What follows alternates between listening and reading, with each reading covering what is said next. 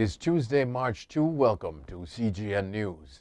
Legendary reggae singer Neville O'Reilly Livingston, popularly known as Bunny Wailer, passed away this morning at the Medical Associates Hospital at age 73. His passing was confirmed by Culture Minister Olivia Grange.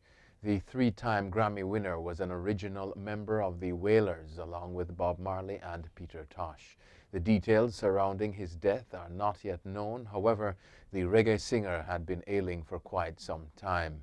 In 2017, Bunny Wailer was honored by the Jamaican government with an Order of Merit, the country's fourth highest honor. The government again recognized his contribution to Jamaican music in February 2019 with a Reggae Gold Award. The Caribbean Global Network family wishes to extend our condolences to the family, friends, and entertainment fraternity of the iconic reggae star. Minister of Foreign and CARICOM Affairs Dr. Emery Brown has called out opposition leader Kamla Prasad Bisesar for writing to the Prime Minister of India, Narendra Modi, requesting COVID-19 vaccines. A press release said Prasad Bisesar wrote Modi on February 23 after Trinidadians were informed that Prime Minister Dr. Keith Rowley had requested vaccines from India. Brown said Prasad Bisesar chose to sacrifice protocol to tamper with bilateral relations in a quest for relevance and attention, the CMC reported. India last month provided 100,000 doses to Barbados, 2,000 of which were shared with Trinidad and Tobago. St. Lucia, which had a temporary ban on alcohol, is now considering making it permanent. Health Minister Senator Mary Isaac made the statement following several social media posts showing intoxicated persons unable to control themselves. She said the country has reached a point of examining a total alcohol ban because cases stemming from intoxication are flooding the healthcare system. Government put a ban on alcohol for several weeks as part of COVID-19 control measures. Isaac joins the police and the fire service, who have in the past placed alcohol at the center of St. Lucia's high crime and accident rates. During previous bans on alcohol, there has been a significant drop in the number of crimes and accidents reported. Jamaica's Health and Wellness Minister, Dr. Christopher Tufton, says since January, over 70 nurses at the island's University Hospital of the West Indies have signed on to overseas recruiting agencies. This recruitment by foreign countries has had a devastating blow to the public health system, Tufton said at a press briefing on Sunday. He admitted that the recruiting countries were paying much more attractive salaries.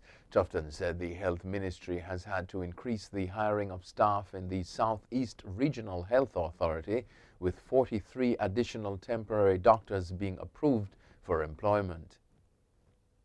Jamaica's parliamentary opposition has raised concerns that the decision to ban funerals and burials for 2 weeks will cause major problems for undertakers. Opposition spokesperson on local government Denise Daly says the 1 week notice is too short. Daly said funeral homes have been bombarded with requests from families of deceased persons to conduct burials before the ban takes effect. Local government minister Desmond McKenzie is to meet with undertakers this week to discuss the ban. Prime Minister Andrew Holness on Sunday announced that funerals and burials will be banned from March 8 to 22. Colombia on Monday launched a project to provide, quote, temporary protection status, end quote, to nearly 1 million undocumented Venezuelan migrants. President Ivan Duque signed a decree that would see the newcomers registered and given permission to reside in Colombia during a 10-year period in which they can acquire a residence visa. Of the 1.7 million Venezuelans living in neighboring Colombia, nearly 900,000 were undocumented, Duque told reporters in Bogota. The process would start with the mandatory registration of migrants, the president explained. The UN High Commissioner for Refugees, Filippo Grandi, described the move as, quote, historic. A World Health Organization official said Monday it was unrealistic to think the pandemic might end by year-end, but vaccines could dramatically reduce hospitalizations and death. The world's focus should be to keep transmission of COVID-19 as low as possible, said Dr. Michael Ryan, director of WHO's Emergencies Program. At a media briefing, Ryan said WHO was reassured by emerging data that many of the licensed vaccines appear to be helping curb the virus's explosive spread. But Ryan warned against complacency, saying that nothing was guaranteed in an evolving epidemic.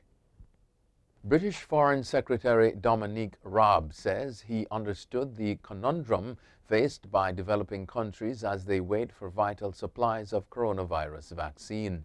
But Raab on Monday urged poorer nations to wait for the COVAX vaccines rather than opt for shots from China and Russia.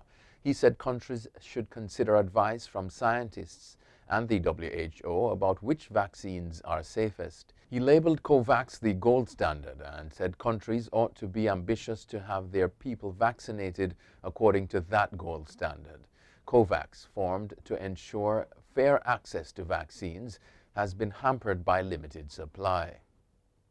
Kidnappers have released all the girls abducted from a boarding school in northwestern Nigeria, the state governor told Al Jazeera. The officials said on Tuesday the students were safe with authorities and that no ransom had been paid for their release. The governor said the students were being taken to a health facility for medical examination. On Friday, police said 317 girls were abducted in the raid by more than 100 gunmen on the government girls' secondary school. However, state officials told Al Jazeera the total number of kidnapped students was 279. The authorities told Reuters news agency some of the missing girls had escaped into the bush, confirming the number of those kidnapped was 279. And finally, a Paris court has found Nicolas Sarkozy, France's former president, guilty of corruption and influence peddling, sentencing him to 1 year in prison. He's the second former president in modern France after Jacques Chirac to be convicted of corruption. Sarkozy was convicted on Monday for having tried to illegally obtain information from a senior magistrate in 2014 about a legal action in which he was involved. Prosecutors say Sarkozy offered the judge a job in Monaco in return for confidential information about an inquiry into allegations that he had accepted illegal payments from L'Oréal heiress Liliane Bettencourt for his 2007 presidential campaign. The 66-year-old politician will appeal the ruling, his lawyer told BFM television. That's it for CGN News. I'm Scott Wilson. Thanks for watching.